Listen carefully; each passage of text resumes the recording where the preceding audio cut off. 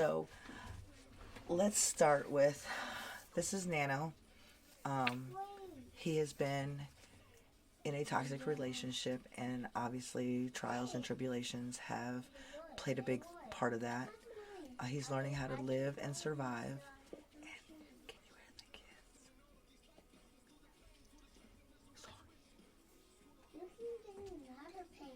That's okay, Ed. I appreciate you for just stopping by. So, I'm going to let him share a bit about who he is. It's a pleasure to be here, Rare. Thank you. My name is Nano, 34. Recently got out of a 15-year relationship. Part of it was married. Um, it was toxic for a while. Most of it came out of it, but yeah, I just a regular guy from Florida. Just trying to let my story be heard. Awesome. So, looking back, what was the first signs that something wasn't right? The way we got together, Hmm. from the beginning. I mean, I knew the relationship was started on a farce. I guess she was with somebody, I was with somebody, left each other, or left them for each other, and yeah, that was one of the biggest signs. The other sign that I could tell that something was up was how much we clashed from the very beginning. Uh, it turns out that she needed medication from a long time before, and she never went for it, and that really was a red flag for me. Um, then the disrespect got crazier between us. It went from arguing to physical abuse between the both of us, uh, putting hands on each other, calling the police on each other. I'm not gonna say I was completely innocent, but I was reactive, not I guess not the I don't know what the other word would be, but yeah, Sorry about that. The kids opened up the door. it's all good. Did you feel emotionally safe from the beginning? In the beginning, I did. Um, I felt all types of safe, really. I mean, who wouldn't? You latch onto somebody so quick, and you vibe with them so quick, and you click with them so quick that you ignore the red flags from the beginning. So yeah, I felt safe, or I thought I was safe. So, what role did the addiction play in the relationship?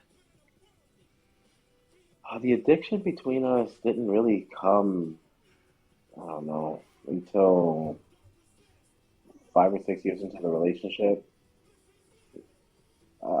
Cocaine got introduced to the mix, and it really played a negative effect for at least 2 or 3 years consecutively, to where we were doing so much of it, and when we didn't have any of it, it really screwed between us. It it did a lot.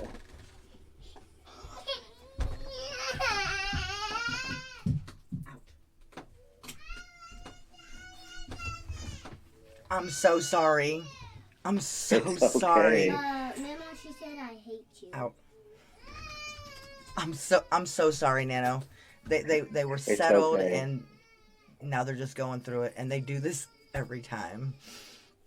And don't stop because I get up. Just keep going.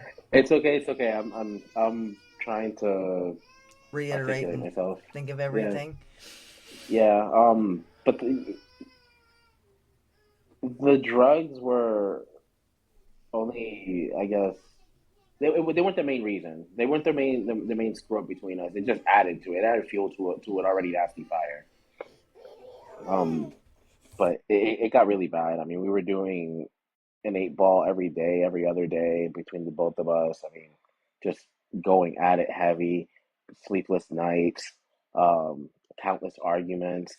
Uh, trying to figure out where our next fix was gonna come from. Either of us having to like pawn shit or just do shit to for money for it. It really took a toll on the relationship more than than the tolls that were already there. It was just really bad. A lot of nights where, like I said, sleepless nights. The arguments were so asinine too. I mean, they were over the smallest things. Then it started getting physical when we didn't have our fix. Um, when she decided to, you know, take it a step further. If I did, this much, she had to do this much to prove a point, and then I would have to like babysit her, and if it messed with me emotionally or physically, spiritual, I don't know, however you might call it, but it really messed with me in a way that I felt like I had to babysit her, and I always had to make sure that she wasn't overdosing, making sure that you know uh, she wasn't gonna snap, not just on me, but on our kid or on her dad or on my family when we were living with them. Um, yeah, it was bad. And then my own addictions with Percocets, with Xanaxes, it created even more. That's where I started getting really bad. I started getting really sick. I mean, I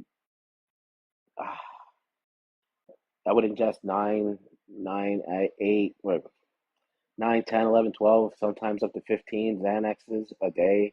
I had a really, really, really bad addiction to them. Blackouts for weeks, picking fights that I didn't know about. I landed in jail one time and didn't realize that I was in jail until I sobered up. That took a toll into the relationship too, because I mean, who's gonna who's gonna want to tolerate that from somebody?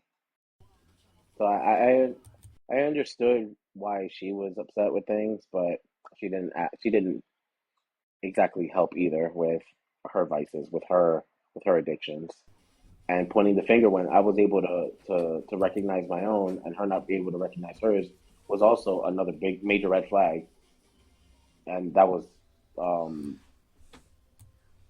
a really bad time because I had just had surgery too, and I was knee deep in addiction. I mean, drinking every day, taking pills, coke. It was just a really nasty cycle. Uh, I could hardly recognize myself or her. And our son started seeing that too, and uh, So did the chaos of the relationship start to feel oddly familiar or safe at any point? yeah. So for a while, it felt normal. It felt like this is what it is, and it's okay. I got comfortable with the chaos, got comfortable with the disrespect, got comfortable with the fights. It was bad. Um, but the chaos definitely felt comforting. Okay. So what was your breaking point, the moment that you knew that you couldn't live like that anymore? So there were two breaking points. The first one, my ex-wife got really, really, really sick off after doing a lot of coke, and yeah, threw it up. Didn't want to waste the high and ate her vomit back up. In her words, I don't want to lose the high. I don't want to waste it. That opened my eyes. I stopped for a while after that. So how does that make you feel today? Guilty in a way because I feel like since I introduced the drugs, I really did a lot of damage to the relationship by introducing it.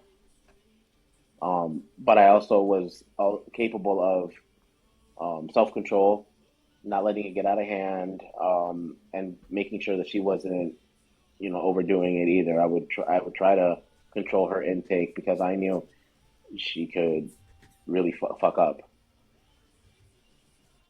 Um, So did you the have second anyone? breaking point. I'm sorry. Go Oh, ahead. sorry. No, go ahead. Go ahead. Go ahead. No, no, no. You're fine. I didn't realize you were going on with the second breaking point. I apologize. Go ahead. The second breaking point was I felt like I almost had a heart attack one night. I did the fattest line ever in my life, and after like 10 minutes, I felt my heart beating out of my chest like never before, and I was on my way to the hospital. I came down, but at that point, I was like, I can't. I have tachycardia of the heart. It's just something in me said, just you're done. You're done. Next time, you might not get so lucky. And then having people around me getting contaminated shit with fentanyl in it boosted my fear of, you know, getting a bad batch, fucking up, of not being able to come back from it.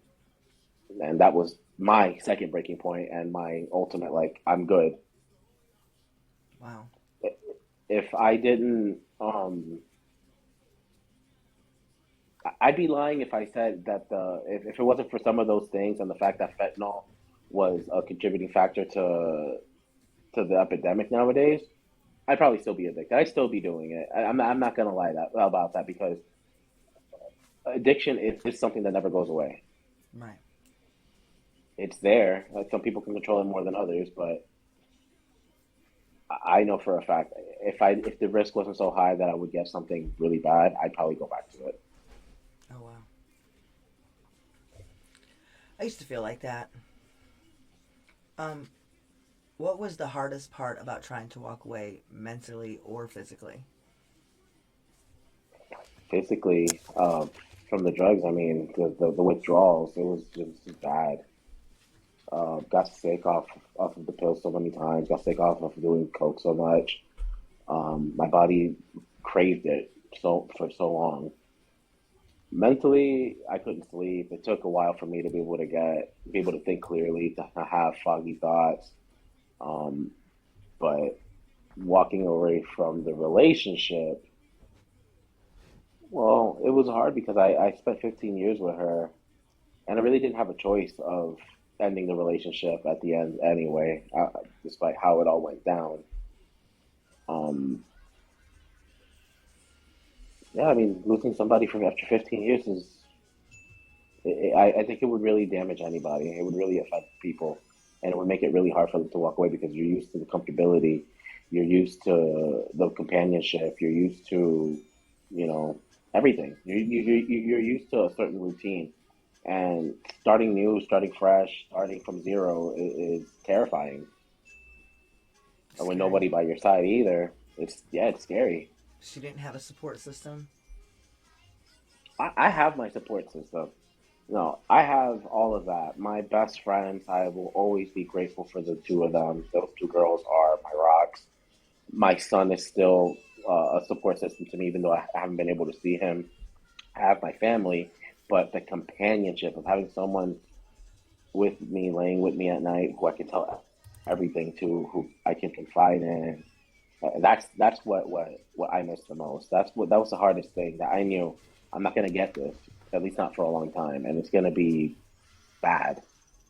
And I have my good nights. I have bad nights where I can sleep comfortably. I can sleep without, but it has rewired my brain really, really differently. It's hard for me to trust. It's hard for me to really anything. I look at everything differently after, having my marriage broken in such a manner.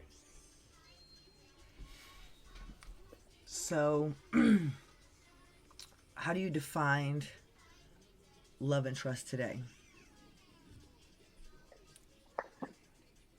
So the love and the trust that I can experience nowadays are from family members, that are from my best friends, from other loved ones. But romantic love I can't define it right now because I'm still hurt. I don't know if um, I'll feel the same thing I did at the peak of my marriage, at the peak of my last relationship. And the trust is harder for me now because somebody who was supposed to be my lifelong partner really did some snaky shit, and yeah, it damaged me. It damaged my trust. It damaged me to be able to believe anything anybody says anymore. And I don't know. Trust for me right now is just something really hard to like gain from for anybody to gain from me, and much less love. So, what do you say to the man still in that place, feeling stuck but not ready to walk away? Brother, you got to take that step. You got to take that step. Nobody's going to do it for you. And before you know it, you're going to look at yourself at 50, 60 years old, asking yourself, why did I stick around for this? I could have been doing, something better for myself. Just leave. I know it sucks. I know it's tough, but leave. What's one thing you never thought you'd feel again but do now? It's a negative thing, but distrust. I used to be very trusting, a very trusting person. I used to be able to believe, take people's word for what it was, and that was that. Now I have distrust for everybody, and it sucks because that's not the person that I am, or it's not the person I was. And I'm really trying really hard to get over that. What did your addiction help you to avoid or silence? I'm able to let people know how it affected me. But really, I'm just glad that the addiction is a thing of the past. And I try not to think too much of it. Learning experiences was I had my fun, but you don't take it overboard. And there's really nothing to silence or anything. I mean, I wasn't doing drugs just to mask anything because of any trauma from the past. I just wanted to try them, and that was that. Curiosity. Yeah, I think that gets but the not best onto the of us. harder stuff. That much I thought I'm not gonna do that, but I'll go to the medium shit. Yeah, that's yeah. I think that gets the best of us a lot of the times. Yeah. So when did you realize it was costing you your peace or your comfort? The addiction was the addiction was getting my peace because it was just affecting my home life. I was affecting my pockets. I just realized I was like, damn, like this is not the way. Um, with the relationship though, it's just the constant fights, the arguments, the bad was always outweighing the good. I'm not gonna sit here and trash my ex-wife because 90% of the time she was an excellent partner, excellent woman, excellent wife, everything. I'll give her all of that. But the 10% of the time when things were bad, they were terrible. They I really did outweigh all the good. And I know a lot of people say don't leave that 90% for that 10%, but that 10% is what I need. The other 90% is replaceable. And it sucks to say it like that, but what I'm seeking is not what I had. Right. Oh, let's see here. Other than that, you're doing okay today, right? Yeah, just taking it a day at a time. Just breathing. That's all you can do is breathe and take it all in. Did you have any family or friends reach out? I'm telling you that they were noticing something in the relationship wasn't Oh, absolutely. My two best friends were always telling me and trying to open my eyes, and I saw it. I just chose to ignore it. Uh, they helped me open my eyes to it a long time ago, but I chose to ignore it, and yeah, it ended up being costly at the end. Oh, yeah, then also turn it down just a little bit. Did you turn your family away when they tried? Well, my family didn't know about the addiction. I kept all the drugs at bay because I wasn't doing it when I was seeing them or living with them or anything. It was always when I was on my own because I didn't want them to know any of that. But the relationship, the marriage, they always told me, just leave her. They always reached out. They always tried making sure I was good. They always tried um, in in her words, that they were talking down on her, but in reality, they were opening my eyes to you know what it was. Yeah. Did it affect your child in any way? Or are you comfortable with that, with talking about your child? Well, I don't know about. I haven't known about my child for going on like 3 months, 4 months now. I don't know much about him. Is All that I know due is to that he's the living with his mother to the is it due to the restraining order. breakup? Yeah. So because I caught her in bed with another man, didn't react the way she expected me to.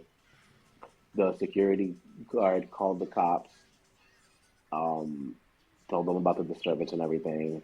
And when she followed me, she tried telling the police. Well, not she didn't try telling. She told the police that I put my hands on her, knowing that I was on probation. So yeah, because of all that, she put a restraining order on me because she knew that she wasn't gonna. What's the word? The divorce wasn't gonna go in her favor if with the police report where she openly admitted to having sexual relations with another man outside of my marriage, it would have affected her. It would have affected the custody and all that. So why not take the sneaky route and have me arrested, take my son and put a restraining order on me so I'm not able to communicate with you guys. So I'm not able to see him. Um, what did the healing begin to look like for you?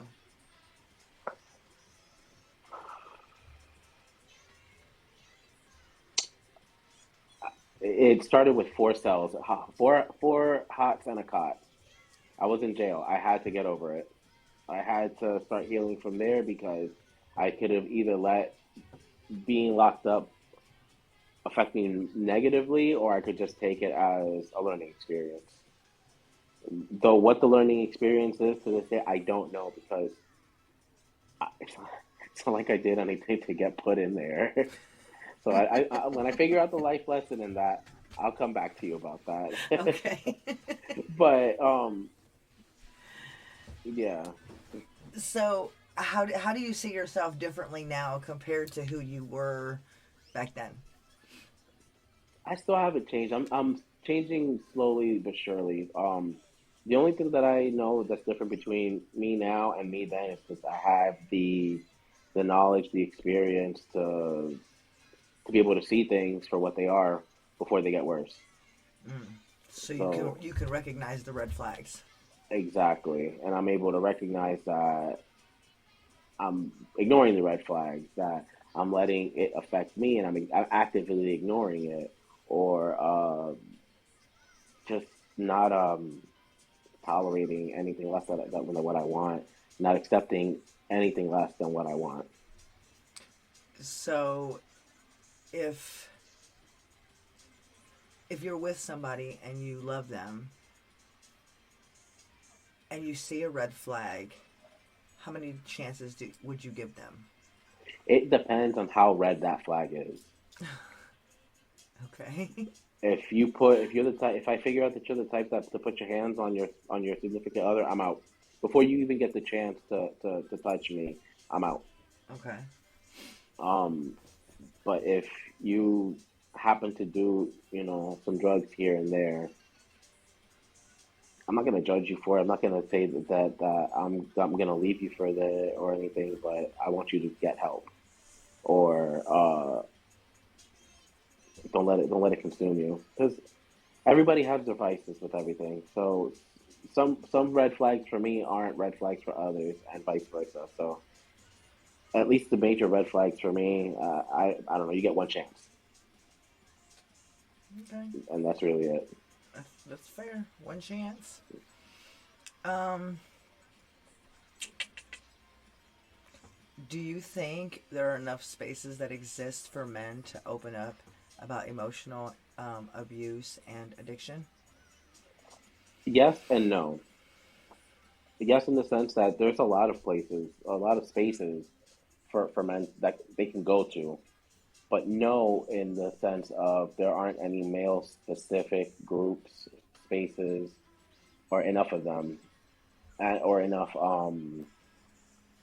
societal acceptance by the mass majority of the gender, to be able to open up like this, to be able to speak about their feelings, to just to feel things, and to be open about it.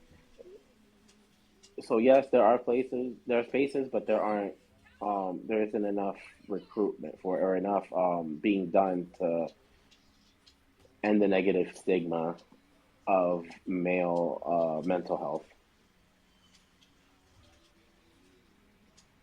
Let's see.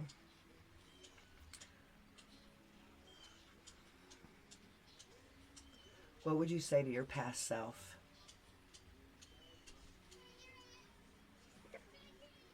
Get out and save your money. And save your That's money? really it. Don't settle. When the moment you feel something is up, just get out. That's what I would tell myself, and I know I would listen to myself if I had my future self come tell me, "Hey, you don't want this. You just end it." Would you have listened? Yeah. For to myself, knowing myself, yeah. It's just no. If I know that I'm from the future and I'm telling myself that, absolutely, I'm gonna listen to myself because look how you are in the future, old man. You gotta do something different then if you don't Yeah, want to end up yeah. like that. Okay, fair enough, fair enough. Um, what would you say to those who judged your journey without knowing it? And elaborate, please. Take it for what it is.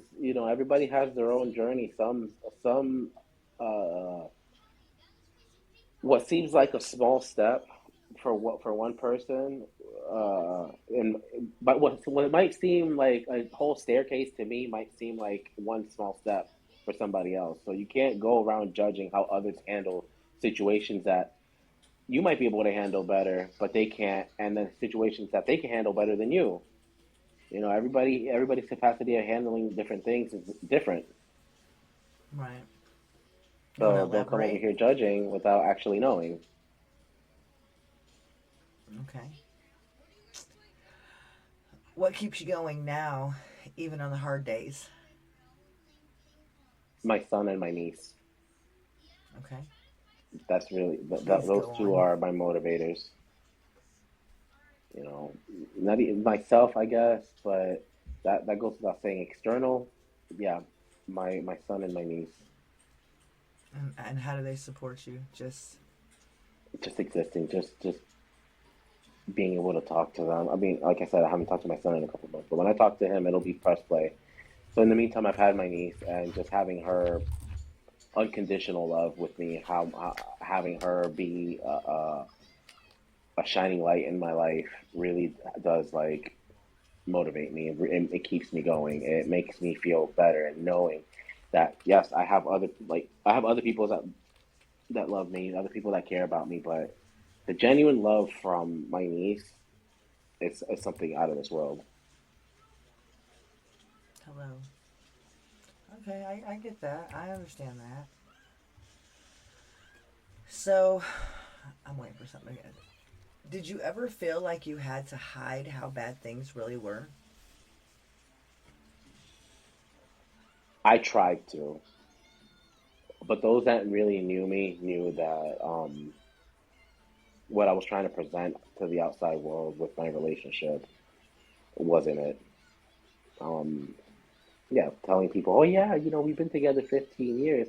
Oh yeah, hooray, congratulations. You don't hear that, but what you also don't hear is all the shit, all the fights, all the abuse. It wasn't easy to get to that point, but it shouldn't have been that hard. A good relationship comes naturally, and forcing it in the way that we had to was just really bad. And it was hard to hide. So, what was it like for you to love somebody that kept hurting you? I felt dumb. I just, Well, you're not dumb. no, I'm saying like I felt dumb. I mean, I thought, and I did. care for her, and I know she cared for me, but it was just the bad that really fucked me up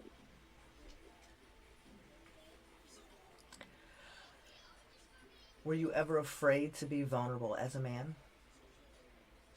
I know for a long time. we touched base on this a little bit on over Yeah, the phone, so yeah, I'm curious. yeah. So yes, I felt at one point like, yeah, a man shouldn't, it should be expressive and all that shit. But once I actually started like feeling things and exploring how I feel about things, I mean,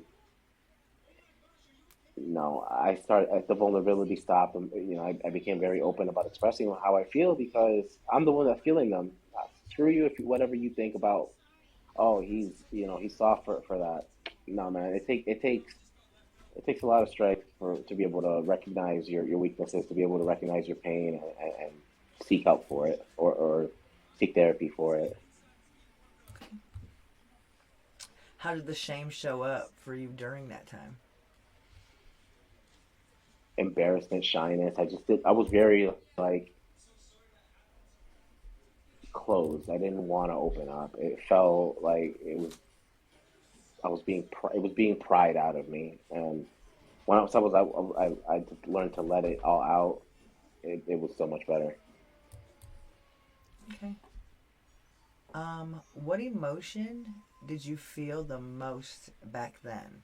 Anger, guilt, sadness, Anxiety, numbness, anxiety. anxiety. Everything made me anxious with the relationship because I never knew what the day was gonna take, what the day was gonna bring. Um, Whether it was gonna be a good day, a fighting day, if this is gonna be one of those breakup days, this is gonna be one of those physical days. The anxiety just really, really, really fucked with me.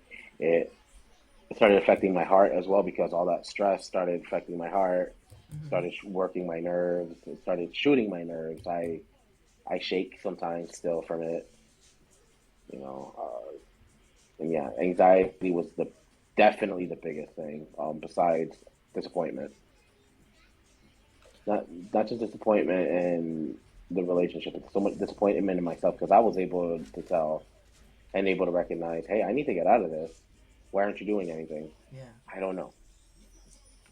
So, was your addiction a way to cope, escape, survive, or just feel nothing at all? The drugs were just different. Whether the relationship was going good or bad, I would have just still been curious about doing them. The addiction afterwards, though, did like I said, it did affect the relationship. had it 2 times. So, did you ever try to get clean while you were in the relationship? Yeah, no, and I got clean. I got clean towards the end, but it was a little too late. As far as um, how stable our relationship was, it didn't matter after that whether I was on drugs or not because the fights never stopped, the arguments never stopped, the abuse never stopped. I mean, we just kept carrying it on like it was normal, and it wasn't.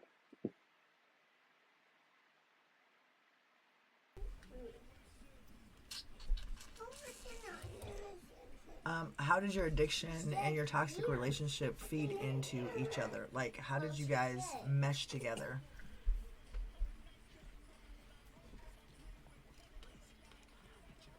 So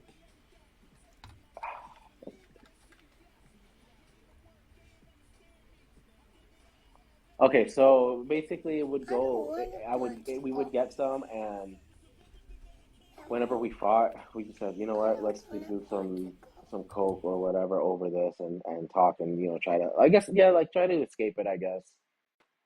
But we were both trying to escape it, trying to make it seem better. What myths do you think people still believe about men who use substance to cope? but Mama, can I have the ice cream soon? I wait. Can you repeat the question again? What myths Do you think people still believe about men who use substance to cope? Whether it's opiates, narcotics, alcohol. I mean, I know some men they use, sex, um, Yeah. to cope Ah, with I certain don't I things. I don't know what myths specifically about like that, but I really wouldn't even know. I don't know what myths because I've never heard or thought of any like myths that people believe. I mean, no, I can't I couldn't answer that. Okay. You can't get an ice cream sandwich until you ask. How did the relationship change the way that you saw yourself as a man? Man, can I have the ice cream sandwich? I was broken down, so I didn't see myself as a man for a long time. Um, the substance abuse plus the surgeries, where me being out of work for a while, um, plus having her throw in my face that I can't work and that I'm not working, made me feel like less of a man. Um,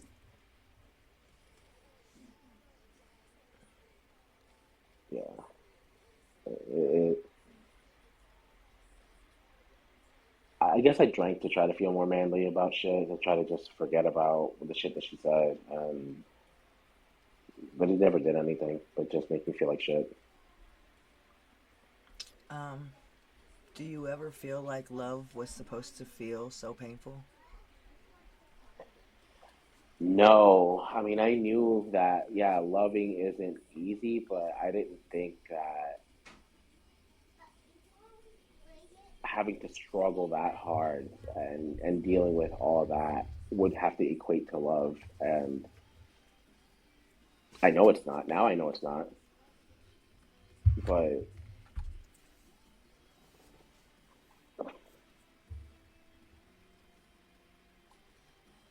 no, love is supposed to be easy. I mean, it's supposed to come naturally. You're supposed to be able to just vibe with somebody. You're supposed to be able to trust them in the long run too. You're not supposed to hide your colors or anything or your intentions from the beginning. I mean, love is supposed to be easy. Love is supposed to be welcoming. When did you realize it wasn't supposed to break you? Too little, too late. Like I said, after the years of going through everything, going to sleep with the thoughts of maybe we should split, with the thoughts of waking up during the day, like it's today going to be the day.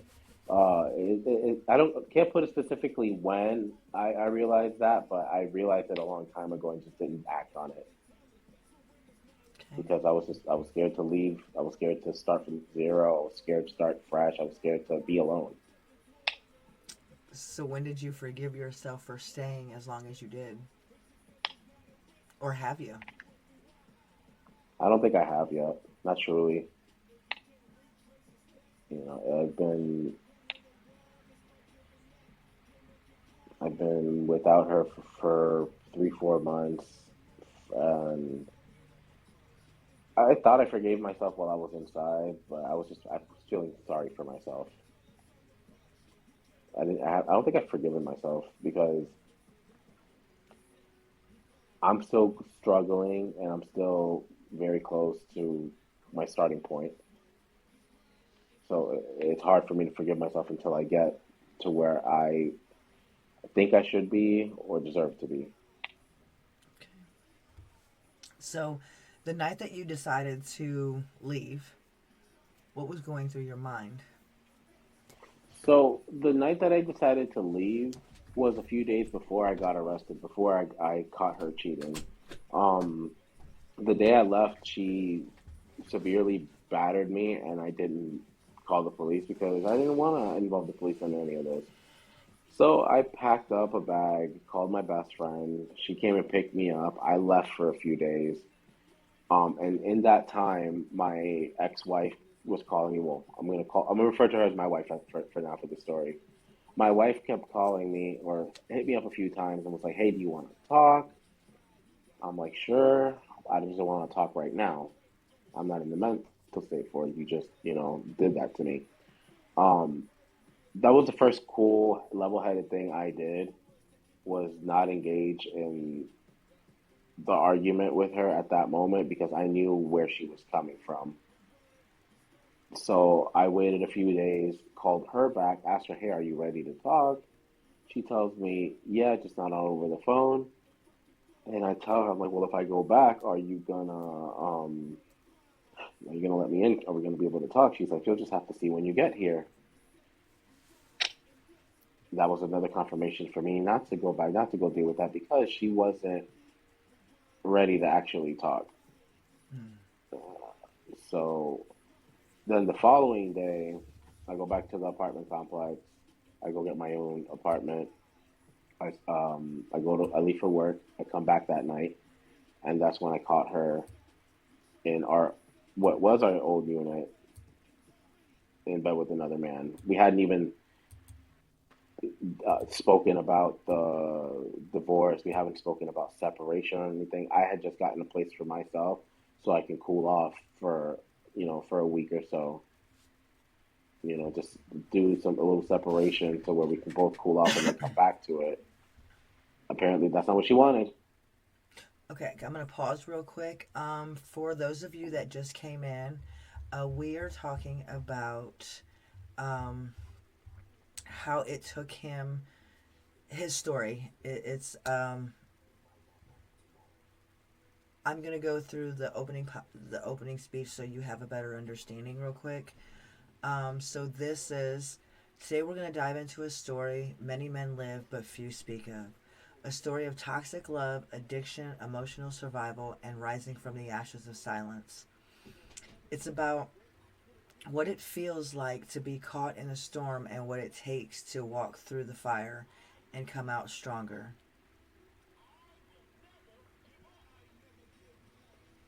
Yeah. Yes. The addiction, the emotional things that he went through, and just his personal story. Okay. Sorry. They were asking questions, so It's I okay. wanted to reiterate. And and if when they It's all came good. in, if they read that thing, okay. Okay.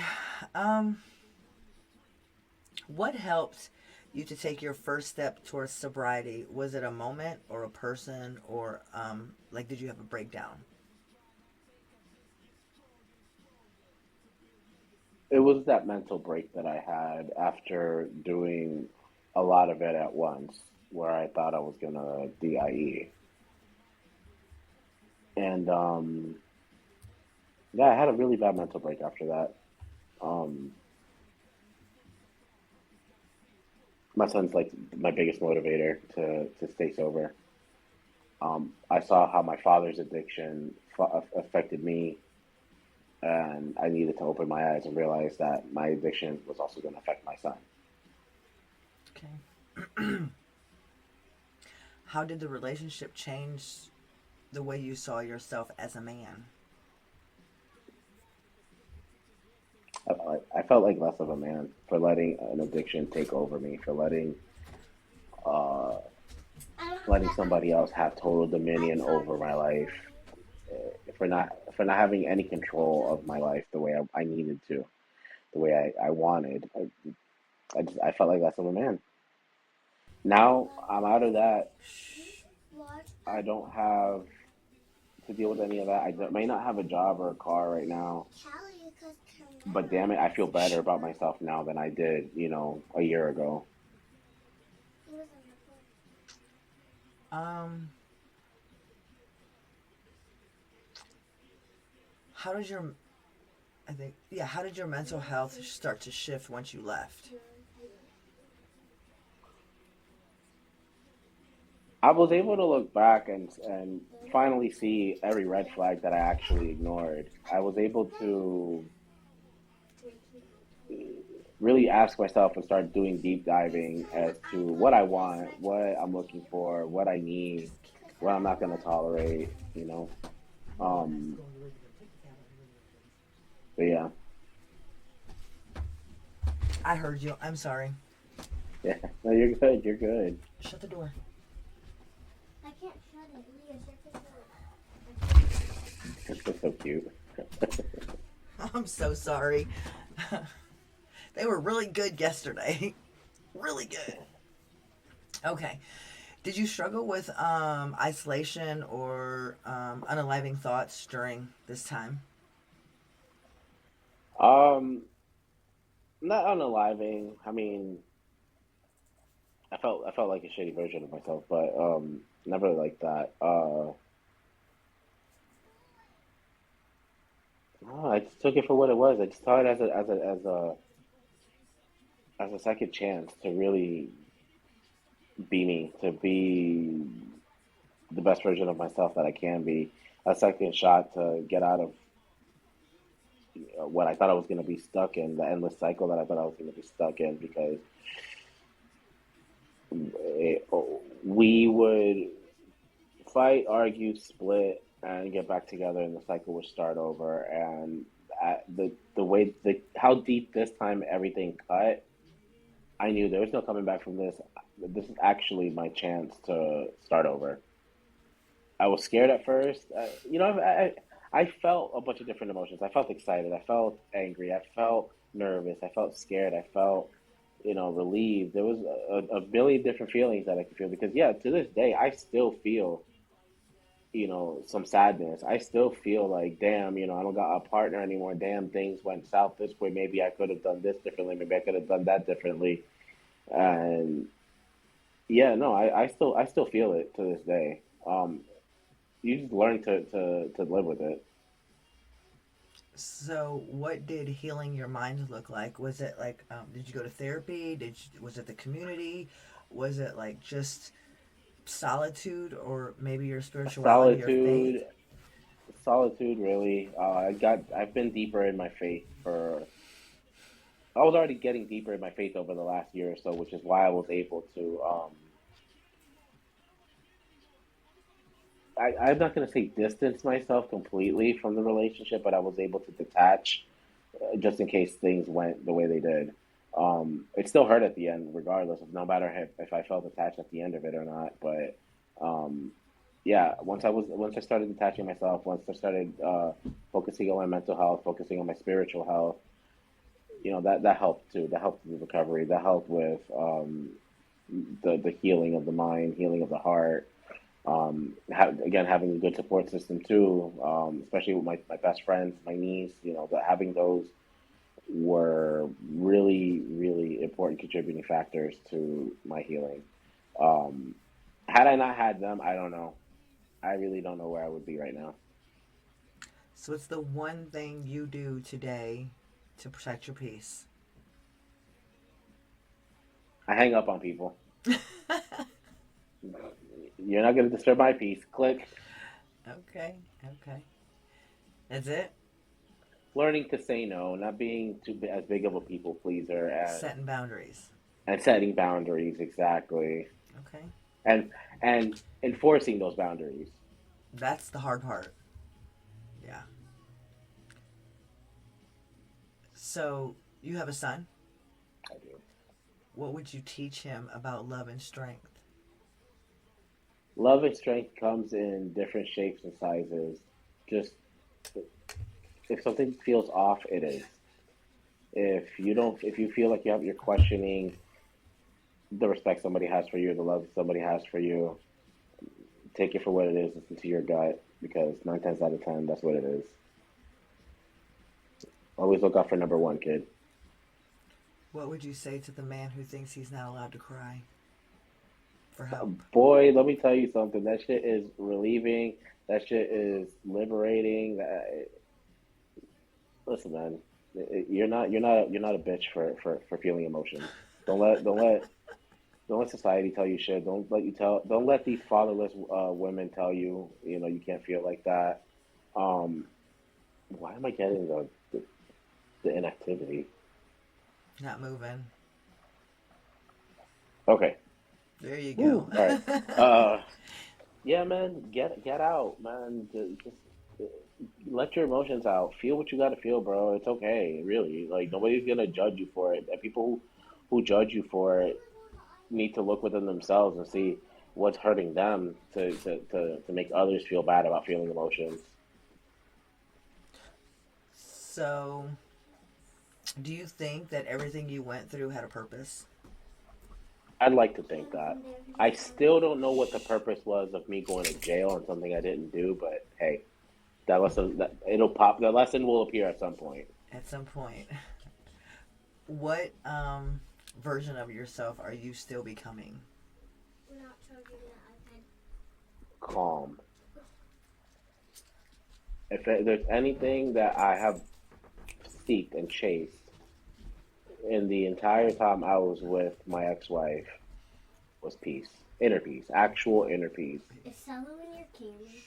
and being able to put my foot down towards anybody and not giving anybody the leverage or the advantage or even the authority to be able to dangle anything over me to make me feel like what I'm asking for isn't enough.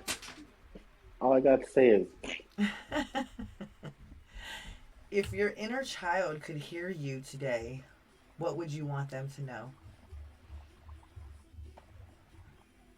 don't do drugs. No, kid, be yourself. Screw what anybody else thinks. The people who are gonna rock with you are gonna rock with you. Those who are gonna like you are gonna should like you for who you genuinely are, not for what you're pretending to be. Okay. Well, I guess that brings our questions to the end. How are you feeling? Feeling good. Yeah, Feeling good. awesome. I feel heard. You feel heard?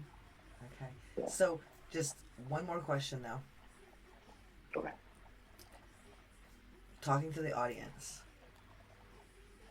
heartfelt as you can be, just give them one statement.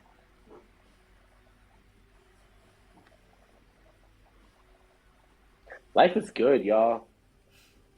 Doesn't matter what you're going through. Life is good. That's it. Enjoy life. Enjoy yourself. Love yourself. Learn what you like. Learn what you don't like. You know, figure out what you respect, what you're not gonna tolerate. You know, just learn yourself and love yourself. People in the comments are saying you did great. Thank you, thank you. It's a hard thing for um, somebody, let alone a man, to come up and share those kind of emotions and thoughts. Uh, can I go inside? You give her that. You give her whatever she was just asking. Give her that. I know, I'm Give just her like, that. take it, take it, take it. Take it, take it. Well, I want to thank you for coming up. I really appreciate you I want to sharing your thank you for story. having me. I hope that you've got people down there saying, tell Nano he did great, Nano love you. And so I appreciate that, everybody. If you yeah, don't follow me already, come over here, follow me. I'm always doing panels, and I'm always, trying to let people voice their stories too. So if any of y'all have a story that you want, talk to her, whichever way she's at. I'm actually to your, I guess, your right.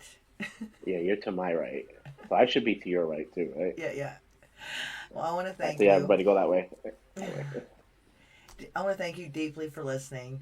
If you felt seen in this episode, know this. You are not broken.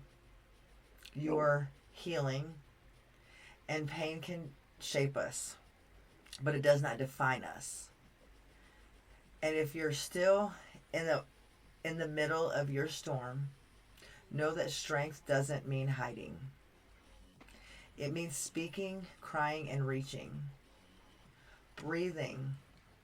To my guests, your courage is not just your own. It's a lifeline for others. And to every listener remembering this, one voice, your voice, can change everything. Until next time, stay healing, stay real, stay rising. For if you or somebody you know, somebody you love, is in a toxic relationship or battling addiction. National Domestic Violence Hotline in your 1-800-799-7233 or text START to 88788. SAM SAMHSA Addiction Helpline. Obviously, therapy resource line for www.betterhealth.com. And then if anybody would like to come up into my podcast and share their story and help somebody else, I would really, really appreciate that. You can email me at raresoul1919@gmail.com or follow me on TikTok at beautifulhealing06. And thank you. Safe Thank you living. for having me again.